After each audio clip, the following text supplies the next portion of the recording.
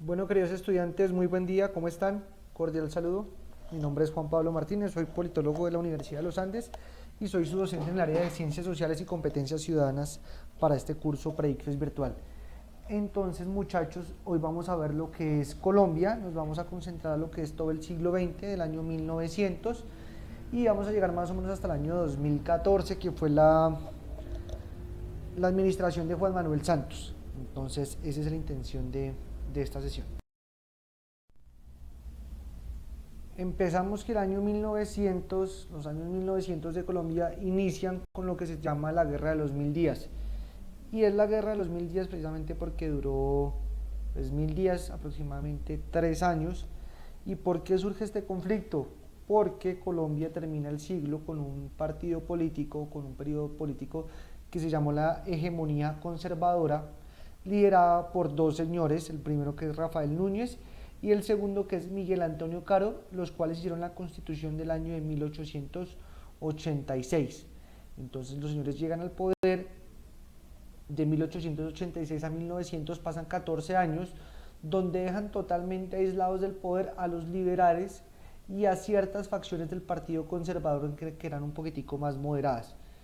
Entonces esos grupos se juntan y pues lo que hacen es tratar de derrocar al régimen de la hegemonía conservadora de Núñez y de Miguel Antonio Caro. Entonces fueron muchas peleas, muchas disputas, pues precisamente el conflicto fue fuerte, por lo cual duró tanto tiempo. Pero pues terminó ganando el oficialismo, es decir, Rafael Núñez y Miguel Antonio Caro, es decir, la hegemonía conservadora, pero de todas formas esto trajo pues muchas consecuencias negativas para el país. Primero, una fragmentación política y social total. Colombia siempre se ha jactado en su historia política o siempre ha sucedido que ha tenido pues un régimen bipartidista que son conservadores y liberales. Entonces, pues para que haya una guerra civil, pues esto lo que hace es incrementar esa disputa. Lo segundo, de por sí Colombia ya era un país bastante pobre, precario, y teníamos un puerto que era el puerto de Panamá que estaba pues muy bien construido en un lugar supremamente estratégico.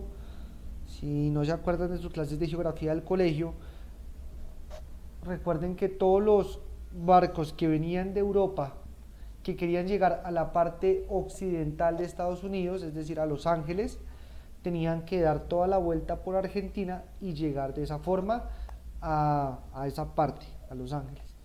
Pero como estaba el canal de Panamá, pues lo que hacían los barcos era cruzar por esa parte pues cortaban mucho tiempo.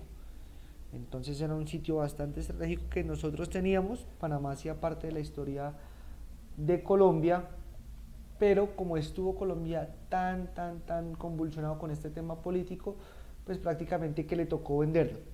Entonces llegó una propuesta de Estados Unidos al oficialismo, listo, al régimen conservador, y le dijo, vea, yo a usted para que termine esa guerra le voy a ayudar con tropas, le voy a ayudar con armas, le voy a ayudar con dinero, y en contraprestación de eso, más un dinero adicional, usted me va a vender el canal de Panamá. Y así fue. Entonces por ese momento pues perdimos lo que fue Panamá. Entonces que fue un golpe bastante complicado para la historia del país.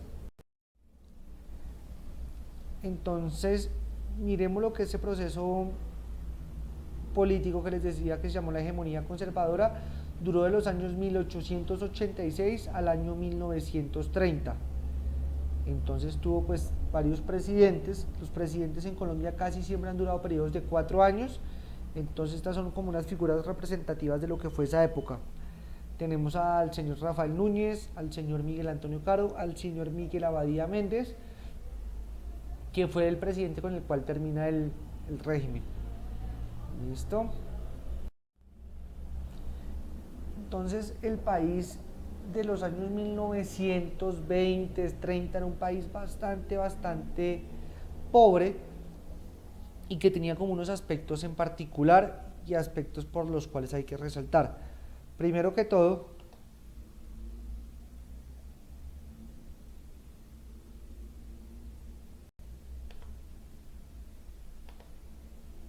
vamos a hablar de la educación religiosa, Y ustedes bien han sabido pues que el Estado colombiano siempre ha tenido una tradición con la Iglesia Católica muy fuerte.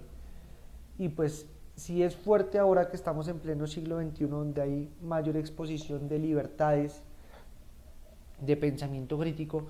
Imagínense si eso es así ahora, en el año 1900 pues era grandísimo, era la influencia total de la iglesia en todos los aspectos del Estado. Entonces en los años 1920 se empiezan a crear las primeras escuelas, los primeros centros educativos, pero pues a quien se le dio la tutela de la educación en el país pues fue a la iglesia, fue al clero. Entonces el clero se encargó de administrar lo que fue la educación en el país. Además del clero de encargarse de la educación, también se encargaba de otro tema y era el del registro civil. Entonces, en las iglesias eran los mismos centros de votación y los mismos padres eran quienes hacían los conteos, ¿listo? Y además de eso, también el clero se encargaba de las defunciones, del acta de función y de los nacimientos, era quien se llevaba todo el tema de la Registraduría Nacional Civil en ese momento. Entonces, ¿por qué es complicado el tema? Porque darle tanto poder a la iglesia, que es una institución que está politizada, a favor del Partido Conservador, pero a favor también de muchos partidos, también estuvo politizado a favor del Partido Liberal cuando le convino. Entonces, pues eso es el rol de la educación en los siglos XX. Otro tema que pasó muy importante y es que Colombia empezó a tener, lo que aparece acá en la izquierda, una bonanza cafetera. Colombia era un país muy pobre, no es que ahorita sea muy rico, pero era en esos tiempos muy pobre comparado con los vecinos, con Argentina, con Uruguay, con Brasil. Entonces lo que nos sacó a nosotros adelante económicamente hablando, durante mucho tiempo, no vamos a decir que ahora ya, pero fue la bonanza cafetera, ¿listo? En las zonas de Antioquia, de Quindío, empezó a encontrarse el café y el café tenía una salida internacional. Y a mediados de los años 20 también empezaron a llegar empresas extranjeras, muy poquitas claramente, pero empezaron a llegar. Y entonces llegó una empresa que se llamaba la Unit Fruit Company, no sé si ustedes la han escuchado, se acuerdan, y surgió un suceso que fue la masacre de las bananeras. ¿Qué fue la masacre de las bananeras? Que los trabajadores están pidiendo unas jornadas laborales a esa empresa que era la Unit Fruit Company, unas condiciones laborales más justas, más equitativas, unos horarios más cómodos. Pero pues nunca se llegó a un acuerdo pues de vía conciliada. La Unit Free Company se quejó con el Partido Conservador, pues era quien dominaba en ese momento y quien estaba en cargo del poder, y le dijo que si las protestas seguían, pues ellos se devolvían al país, que era a su país, que era Estados Unidos, y ya pues no iban a trabajar más acá. Entonces el país, ¿qué hizo? Decidió silenciar la protesta, y en el año 1928 sucedió lo que se llamaba la masacre de las bananeras. Después de esos 30 años de hegemonía conservadora, pasamos a un nuevo periodo político en el país que se llama la República Liberal, que surgió en los años 1930 a los años 1946, y fueron 16 años claramente, sucedidos de gobiernos liberales. Entonces teníamos que los gobiernos conservadores eran, pues como su nombre lo dice, muy conservadores en términos de las costumbres, en términos de la cultura, de la religión, y llegaron los liberales a cambiar un poquitico eso. Entonces llegaron pues 4 presidentes, vamos a hablar de 3 específicamente. Enrique Olaya Herrera fue el primer presidente, el de 1930 a 1934. Alfonso López Pumarejo, que fue el de 1934 a 1938. Eduardo Santos, que fue de 1938 a 1942. Y de 1942 a 1946 vuelve a repetir este señor, que fue Alfonso López Pumarejo. Y es fundamental este señor Alfonso López Pumarejo en la historia política del país, porque emprendió un proceso que se llamó la Revolución en Marcha.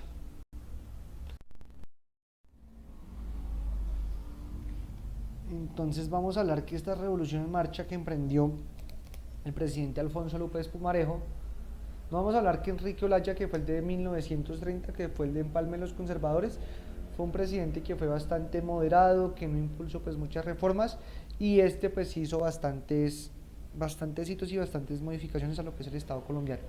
Entonces, primera cosa, fueron las reformas educativas. Entonces se encargó de ampliar y de fortalecer mucho la Universidad Nacional del país, que fue la universidad pues de cabida para los nuevos intelectuales y académicos de Colombia. Otro punto educativo bastante interesante que hizo fue crear la Escuela Normal Superior. Entonces no sé si ustedes, muchachos, hayan escuchado lo que son las escuelas normales. Entonces, ¿qué es lo que pasaba? Llegaban los estudiantes y se graduaban de bachillerato en grado 10º u 11 y cursaban 2 años más en cualquier, digamos, ciencia o campo del conocimiento, en matemáticas, en literatura, y se graduaban como licenciados o como docentes, y estas personas iban a ser los profesores empleados por el Estado pues para administrar y pues para dar las clases en los colegios. Entonces eso fue algo bastante famoso. Las normales duraron mucho tiempo en el país, ya en este momento pues están como desapareciendo un poquito, pero fue una medida bastante productiva para la época, sabiendo pues que la sociedad colombiana era tan poco letrada, ¿m? Y pues que tampoco había muchas universidades, entonces era pues algo bastante positivo. Segundo punto que emprendió el señor Alfonso López Pumarejo fueron las reformas agrarias. Entonces, ¿qué fue lo que hizo? Primer hito grande, trató de tecnificar mucho el campo. Entonces trajo a unos agrónomos expertos de Europa, de Francia y de Alemania. ¿Por qué? O bueno, ¿cuál fue la conclusión de eso? Que ellos se encargaron de conocer que cada tierra tiene un uso diferente para diferentes tipos de productos. Entonces no toda la tierra es apta para el café, no toda es apta para la yuca, no toda es apta para el tomate, para la ganadería o para la agricultura. Entonces ese consejo de sabios pues de ganadería o de agricultura pues se encargó básicamente de eso. Entonces decir, vea, Colombia tiene unas áreas productivas que son estas y estas deberían enfocarse por este lado y estas otras por este otro. Entonces de esa forma pues se tecnificó mucho el campo y los procesos duraron mucho menos tiempo y pues fueron mucho más efectivos. Otra cosa que hizo el señor respecto a la reforma agraria fue introducir el bien colectivo o el uso del bien común de la tierra y de la propiedad. ¿Qué quiere decir esto? Que si habían tierras que en ese momento eran de carácter improductivo, se le podían expropiar al dueño. ¿Para qué? Para que el Estado las volviera productivas. El señor Alfonso López Pumarejo, después de lo que había pasado con la masacre de las bananeras en 1928, más o menos en el año 1936, se encargó de establecer la jornada laboral de 8 horas, de garantizar unas condiciones vitales y mínimas para los empleados, y también se encargó de promover mucho lo que fue el tema de la cultura, el acceso a la educación del empleado. Ya se sabía que el empleado pues no se iba a educar, pero pues implementaron muchos programas de educación, digamos, sí, cultural para poder, digamos, que superar ese vicio de ineptitud por parte de muchos empleados. Esa fue la contribución básicamente de la República Liberal, que fue de los años 1930 al año 1946. Entonces, ¿qué pasa? Que en el año 1946, pues hay unas nuevas elecciones presidenciales para el periodo de 1946 al año de 1950. Y los liberales pierden esas elecciones. ¿Y por qué pierden esas elecciones? Porque se estaba presentando el candidato del Partido Conservador, que era Mariano Ospina Pérez, el candidato del Partido Liberal oficial, que era Gabriel Turbay, y se presentó Jorge Eliezer Gaitán como un disidente del Partido Liberal. Entonces fueron una votación que fueron entre 3 candidatos, ¿listo? Y terminó ganando Mariano Ospina Pérez. Pero ¿qué pasa? Que era del Partido Conservador. ¿Y qué pasa? Que si la votación de Turbay y de Gaitán hubiera estado concentrada en un solo candidato, le hubieran ganado nuevamente a los conservadores. Entonces mucha gente del Partido Liberal estaba descontenta con Gaitán por eso, porque era una persona que no representaba ese ideal de élite, era una persona que era mestiza, era una persona que era de carácter indio, que era de carácter populista, y pues que no seguía pues los lineamientos de la élite del partido. Entonces mucha gente le tenía rechazo a Gaitán. Y aprovechando ya el tema, pues siempre está en la incertidumbre de quién mató a Gaitán. Y todo el mundo sabe, pues porque fue atrapado en ese momento, fue Juan Roa, pero nunca se definió claramente quién había sido la persona que había mandado a matar a Gaitán. No, siempre estuvo la incertidumbre. Hay muchas tesis pues, que dicen que fue el Partido Conservador porque era su principal enemigo, pero hay otras tesis y yo me apego más a esa, y ustedes la van a encontrar en un libro que se llama Historia de Colombia Contemporánea, que es de la Universidad de los Andes, que es del señor Ricardo Arias Trujillo, en la cual nos dice o nos pone en sospecha que pudo haber sido el mismo Partido Liberal el que mató a Gaitán. ¿Por qué? Porque iba en contra de sus intereses, iba en contra de su estatus, entonces fue él quien lo asesinó. Y Gaitán, o esa muerte de Gaitán, fue el boom para que se generara la violencia, que fue uno de los periodos más traumáticos en la historia del país, que es más o menos del año 1948, más o menos hasta el año 1953, 5 años de una Colombia bastante violenta. Entonces miremos quién era Gaitán y qué fue lo que hizo. Entonces Gaitán era un abogado de la Universidad Nacional que fue, digamos, de una clase media y que se fue y se terminó de educar en Italia. Listo, y volvió pues a Colombia, fue alcalde de Bogotá. Y Gaitán fue una persona que incorporó el discurso de clase con mucha fuerza. Anteriormente, antes de Gaitán, no se escuchaba ese concepto de oligarquía, porque fue un concepto que trajo Gaitán de Italia, de un filósofo político que se llama Antonio Gramsci. Entonces lo que hizo Gaitán fue traer ese discurso de la oligarquía y digamos, del pueblo unido contra la oligarquía, que fue algo positivo. No vamos a decir que no, pero es algo que es de carácter populista. Y Gaitán, además de eso, pues sumó mucho a su electorado, pues se dio cuenta que las clases populares le servían mucho para eso. Entonces iba a las centrales obreras, a los vendedores de diario, a las primeras emisoras que habían por ese lado, y por ese entonces empezó a creer mucho a meter con ese discurso. Tercera idea importante sobre Gaitán que podemos decir es que era bastante paternalista. Incluso algunos historiadores, como el que le acabo de mencionar ahorita, nos dice que tenía o podía tener algunos vicios fascistas. ¿Qué significa esto? Pues que creía que la raza era el argumento que nos tenía a nosotros sumidos en la pobreza, en la suciedad, en las bajas condiciones sanitarias.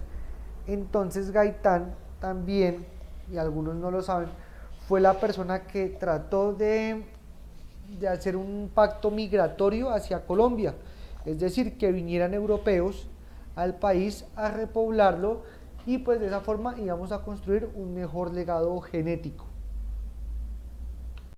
Una de las medidas que impuso Gaitán cuando fue alcalde de Bogotá fue democratizar mucho la cultura y la educación, porque él quería sacar al pueblo de una manera bastante paternalista, pero quería sacar al pueblo pues de esa condición de ignorancia. Entonces pues a eso se debe mucho el respaldo del pueblo que él tenía. Entonces ya vamos a hablar de que asesinan a Gaitán en el año 1948, el 9 de abril de 1948, y como tal se oficializa históricamente una fecha para hablar de la violencia. No es que la violencia no hubiera surgido antes, digamos que la violencia ya venía desde el año 1946, cuando los liberales perdieron el poder, pero en el año 1948 es que surge como toda esa efervescencia. ¿Listo? Entonces, ¿qué era lo que pasaba en ese periodo de violencia? Y es que se perdió totalmente el orden establecido y había una anarquía total en el país. Las fuerzas militares y policiales pues no daban abasto con la cantidad de personas que habían y que habían delinquiendo, que habían atacándose los unos a los otros. Entonces el primer conflicto que hubo, ¿listo?, es que los cleros, pero eran quienes impartían la educación en el país y administraban los matrimonios y los datos que ya les venía yo diciendo. Entonces mucha gente se fue en contra de atacar al clero y pues el clero claramente se defendió y pues había muchos ciudadanos que también respaldaban a la iglesia. Entonces fue una confrontación por una índole religiosa. ¿Listo? La segunda parte es que Colombia durante mucho tiempo, no vamos a hablar que, pero por ahí hasta el año 1990 fue un país casi que de su mayoría era rural. Entonces se enfrentaban muchas personas, entonces se peleaban mucho los grandes terratenientes con los pequeños campesinos o con los mismos trabajadores. Entonces también se volvió una disputa de clases. Entonces, ¿qué pasó en ese momento? Surgió mucho lo que se llamaban las guerrillas conservadores y las guerrillas liberales. Había unas guerrillas que se llamaban los chulavitas, que eran liberales, y estaba una que eran los pájaros, que eran conservadores. Entonces, ¿qué pasaba? La gente trataba de expropiar a los grandes terratenientes, los cuales empezaron a contratar también a unos mercenarios que eran los pájaros. Entonces empezó a haber un conflicto entre guerrillas. ¿Listo? ¿Qué pasó también? En las ciudades, no vamos a hablar que Colombia era un gran país industrializado, pero pues ya en Antioquia, en Medellín, en Cali, en Magdalena, en Barranquilla y en Bogotá ya habían unas industrias. Listo, no muy grandes, pero ya las habían. Entonces, ¿qué pasó? Las centrales obreras empezaron a atacar a las industrias y esta contestación pues también hicieron un ataque frontal. El Estado estaba totalmente debilitado, no dio respuesta a tanta violencia y eso fue lo que pasó. Y por último, pues la disputa de siempre. No vamos a hablar que todos los partidarios, pero pues en gran parte de los liberales y los conservadores, pues que tenían una violencia casada desde hace más de 100 años. Entonces eso fue básicamente lo que fue la violencia en el país, las disputas, el motivo por el cual se dieron fue ese. Entonces Colombia, bueno, la violencia pasó del año 1948, 49, 50. En el año 50 hay nuevamente elecciones presidenciales, ganan nuevamente los conservadores y gana un político conservador que era bastante popular, bastante fuerte en sus posturas, bastante dogmático, que era el señor Laureano Gómez. Entonces Laureano Gómez lo que decidió hacer pues fue implementar un régimen todavía mucho más estricto que se basó nuevamente en la religión, en el centralismo y en el corporativismo. Fue algo que también impactó pues negativamente a las clases populares y no terminó de menguar la violencia. Laureano Gómez trató de ser un estado más fuerte, trató de llamar a los militares, pero no dio respuesta.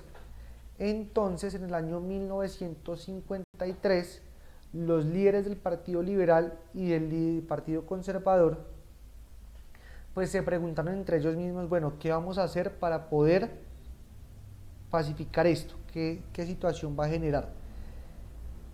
Y entonces, pues trajeron la idea de traigamos a un militar, implantémoslo como si fuera una dictadura, es decir, en Colombia no hubo una dictadura tan frontal, sino que fue más un acuerdo de las élites de los partidos para poderlo traer. Y decidieron traer al general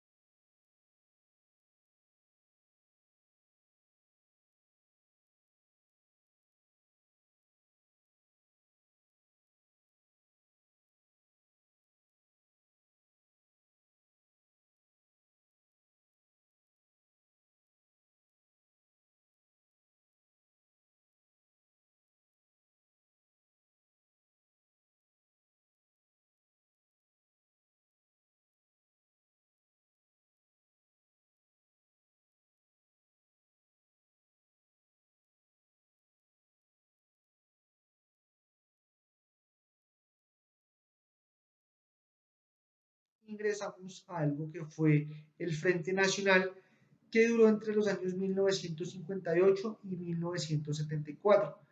¿Qué era el Frente Nacional? El Frente Nacional era un pacto de élites entre los liberales y los conservadores para alternarse el poder.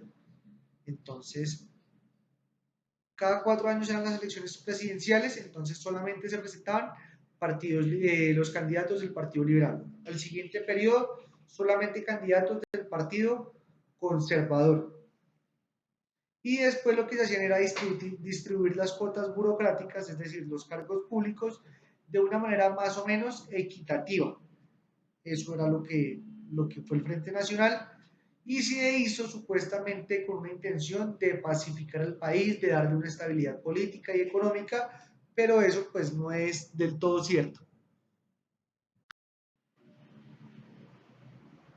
Entonces este Frente Nacional se mantuvo más o menos estable durante ese periodo, fue porque el país también gozó de una bonanza económica grande y es que empezaron a despegar las industrias en el país.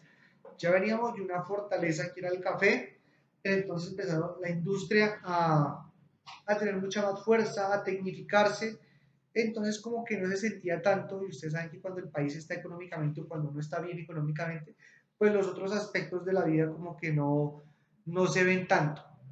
Entonces, eso fue lo que pasó. Yo les coloco acá desarrollo precario de las industrias, era porque no estaba a la comparación o no podía compararse con países como Argentina y Brasil, que en este momento pues tenían unas industrias bastante tecnificadas, pero pues estaba andando de todas formas.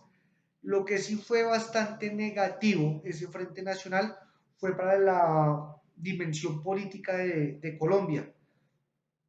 Entonces eran dos partidos, claramente los que están en el poder, y no habían opciones políticas para nadie más. Entonces eso generó pues una exclusión muy grande por muchos partidos, ¿sí? O por muchas personas que querían acceder al poder, pero pues su único camino era ingresar al Partido Liberal o al Partido Conservador. Es decir, que no había más opciones. Entonces todo el tema del abstencionismo electoral pues surge de esa época. Si usted sabe que ya van a ganar los liberales, pues sencillamente usted ni se, ni se afilia a un partido, ni se presenta como un candidato y tampoco va a votar. Entonces, a partir de ese periodo, listo, se empiezan a crear el sinsabor y surgen las guerrillas o las guerrillas de izquierda en este país. Listo, en el año 1966 surgen las FARC. Listo, y no fue que en ese año ya hubieran surgido, sino pues que como es la historia, pues son un montón de hilos que se van conectando ahí. Entonces ya estaban las guerrillas que estaban conformadas desde la época de la violencia, que eran los chulavitas, fueron diezmadas por el dictador Gustavo Rojas Pinilla, pero pues todavía seguían existiendo por ahí, se movían por el Tolima, por el Caquetá, y resulta pues que el año 1966 León Valencia, un presidente de la época del Partido Conservador, pues decidió exterminarlas, pero no pudo exterminarlas del todo y en ese momento se le creció la cabeza a la hidra. ¿Se han visto esa película de Hércules, que Hércules corta cabezas y entre más corta cabezas más van creciendo? Fue algo así parecido. Entonces intentaron asesinar y menguar de forma inmediata a las guerrillas y pues no se dio eso. Entonces pasamos que en los años 60 y 70 surgen la formación de las guerrillas en el país. Entonces surgen las FARC, lo que les decía, en el año 1966, pues que fue respuesta a esto. Las FARC tenían una particularidad, es que era una guerrilla bastante campesina, era formada por personas de esta idiosincrasia que estaban peleando con los terratenientes de la época. Entonces ese fue como el estilo de las FARC, Fuerzas Alternativas Revolucionarias de Colombia. Surge también en el año 1964 una guerrilla que se llama el ELN, que es el Ejército de Liberación Nacional, y esta guerrilla sí tenía un carácter mucho más conceptual, más académico, y surge pues por varias influencias. Y es que en el mundo se estaba presentando un fenómeno que era la Guerra Fría, que enfrentaba al modelo comunista con el modelo capitalista, a Estados Unidos versus la Unión Soviética. Entonces, en ese momento, digamos, de todo ese partido comunista que había en Colombia, de las centrales obreras, de las condiciones de los empleados, de los jóvenes universitarios que ya estaban con teorías pues marxistas, surge SLN y les colocó ahí la figura de un señor que fue bastante importante, que era un cura, ¿sí? Que se llamaba Camilo Torres, que estaba muy preocupado por la desigualdad, por los bajos niveles de educación en el país y decidió inscribirse en esa guerrilla y fue como la figura emblemática. En el año 1970 hay una elección del Partido Frente, o de lo que fue el Frente Nacional, que se presentaba Misael Pastrana como candidato conservador versus la hija de Gustavo Rojas Pinilla, que se llamaba Clemencia Rojas, y en ese momento iba ganando la hija de Gustavo Rojas Pinilla de un movimiento político que se llamaba la NAP. Entonces, en ese momento, o cuando ella estaba ganando, hacen un corte total de la luz, ¿listo? Y el conteo surge el siguiente día, y el siguiente día resulta que pues, el ganador es el presidente Misael Pastrana. Entonces eso también generó mucha, pero mucha insatisfacción y surge un grupo político que se llama el grupo Movimiento 19 de Abril. El 19 de abril es porque en ese día eran las elecciones que les estoy contando en 1970. Entonces surge ese partido político también con mucha influencia citadina, con muchos jóvenes universitarios, muchos de la Nacional, muchos también de la Javeriana. Entonces surgen esas tres guerrillas importantes en el país que van a durar casi 3 décadas, 60, 70 y 90. Listo, pues las FARC y el ELN pues son un poquitico de más data, pero lo que fue el M-19 duró 3 años en ese combate. Entonces, como dijimos anteriormente, las guerrillas surgen en los años 60 y 70. En los 70 ya se empiezan a consolidar y vamos a hablar de un periodo que es de los años 1970 a los años 1990, que son 3 décadas. Hay metidas donde surge un fenómeno, o donde surgen varios fenómenos muy interesantes. El primero es que surge el paramilitarismo. Entonces, inicialmente se dice que el paramilitarismo surge como un movimiento de autodefensa de las extorsiones y de los robos por parte de las guerrillas a los hacendados, terratenientes de la zona. Entonces, ¿qué era lo que pasaba? Que las guerrillas, como estaban en formación, porque como no tenían un capital político importante, decían extorsionar pues a los líderes y a las personas que tenían como platica de la zona, y entonces las autodefensas pues surgen como eso. Entonces es un grupo de terratenientes, de hacendados que se arman para defenderse. Digamos que eso no es que sea una visión, sino que es una parte por la que empieza el paramilitarismo, porque la gente pues sabe las dimensiones que eso tiene y la gente dice, ay no, sí, pobrecitos, no, pero digamos que inicialmente surge por eso. Después, ¿qué era lo que pasaba? Que entonces habían unos terratenientes que querían comprar cierta tierra o cierta casa para expandirse, pero pues la gente no les decidía vender porque era el derecho de la gente no venderles. Entonces, si hacían o se valían de esos grupos autodefensas que ya estaban armados para ir y expropiar a personas para expandir sus territorios, que pues obviamente que es algo que es negativo, ¿m? Y entró dentro de esa lógica. Entonces por eso es que hay tanta gente, hoy algunos campesinos pues que se siente víctima de ese periodo, y ahorita con todo el tema de la justicia transicional y todo el tema de la paz pues están pidiendo reparación pues, de sus tierras, y es uno de los puntos centrales de los acuerdos de La Habana. Otro punto que salió, y ojalá ustedes se puedan ver la serie de Pablo Escobar, es que las autodefensas pues claramente que son un modelo, digamos, o que las personas que están en cabeza tienen un modelo capitalista. ¿Sí?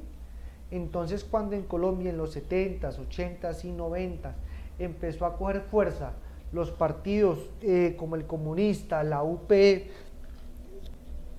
el mismo M-19, entonces decidieron los mismos paramilitares asesinar a las personas pues de esos partidos, porque claramente que un modelo comunista en el cual exige la distribución de los recursos para todos los ciudadanos pues va en contravía de sus intereses personales.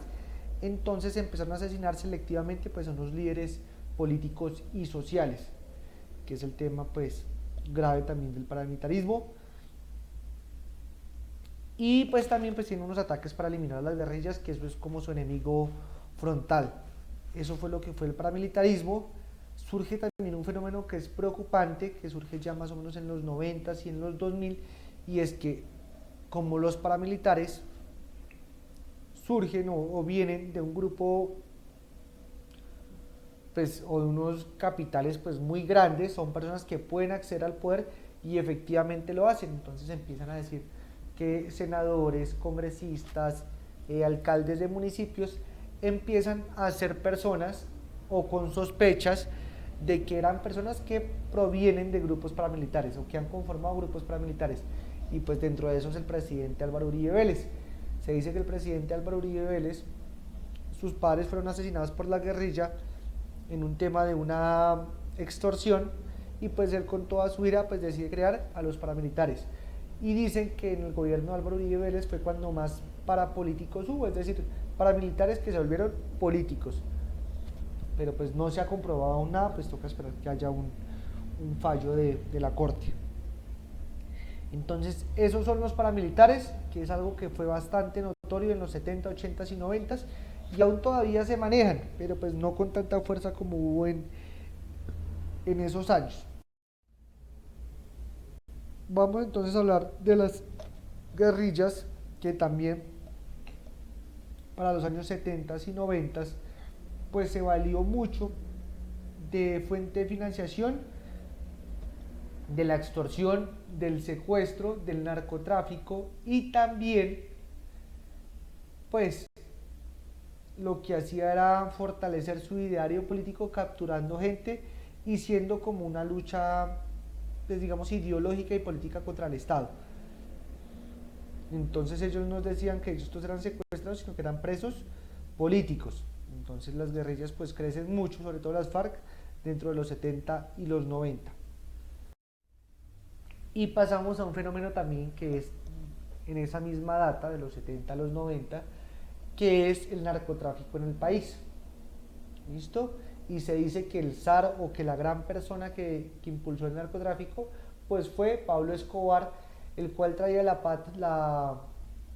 la pasta de coca desde Bolivia y desde Ecuador y desde Perú, y acá pues la trabajaba, la procesaba y la vendía a los Estados Unidos. Entonces ese poder de Pablo Escobar casi que duró 3 décadas, o estuvo en ese tiempo, 70s, 90s y 80s. Entonces, de acuerdo a documentos oficiales, el narcotráfico generaba más ingresos al país que incluso el café. Por eso es que en Colombia también hubo una bonanza económica muy grande por estos sectores. Entonces ustedes van a conocer pues el que está ahí en la izquierda, que es Pablo Escobar,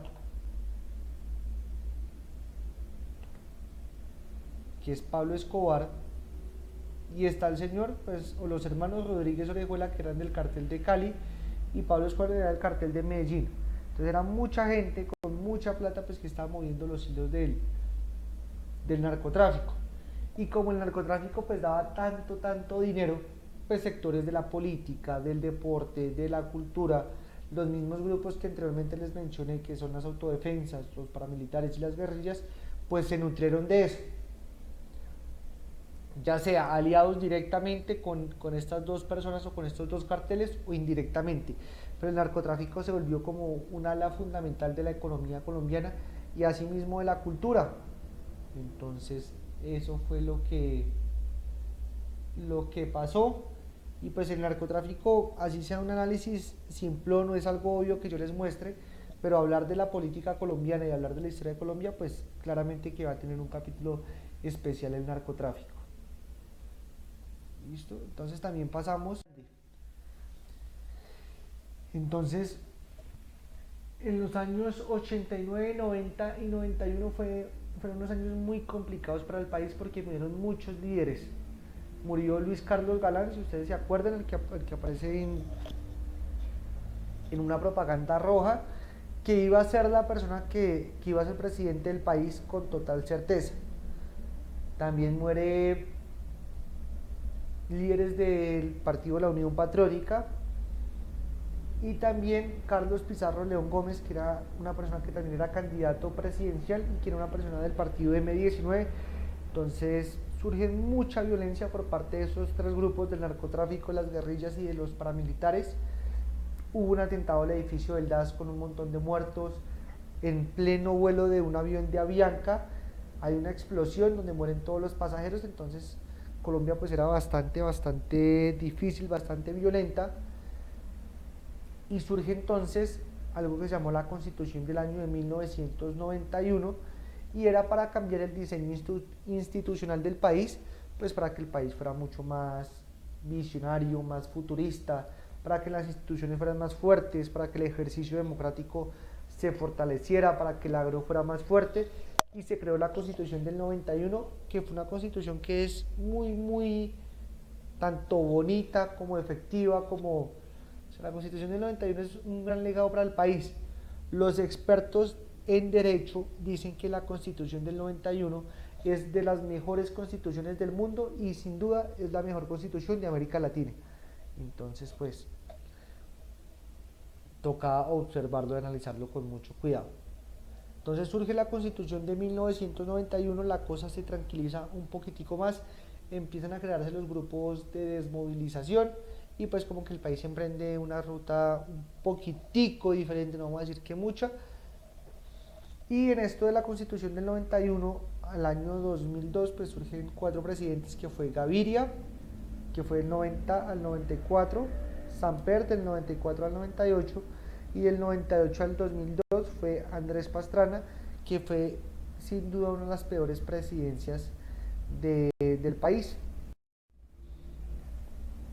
Entonces en el año 2002 es un periodo político bastante convulsionado, coincide también con el ataque a las Torres Gemelas en el año 2001, entonces la población del mundo y de Colombia en específico totalmente está en desacuerdo con el terrorismo, con las guerrillas, y surge pues una figura de un político bastante importante que es Álvaro Uribe, que surge como una persona fuerte, de mano dura, que va a acabar con el conflicto. Entonces surge Uribe con sus políticas de seguridad democrática, las cuales fueron bastante efectivas porque se encargaron de menguar, disminuir a las guerrillas, que es algo que es bastante a favor.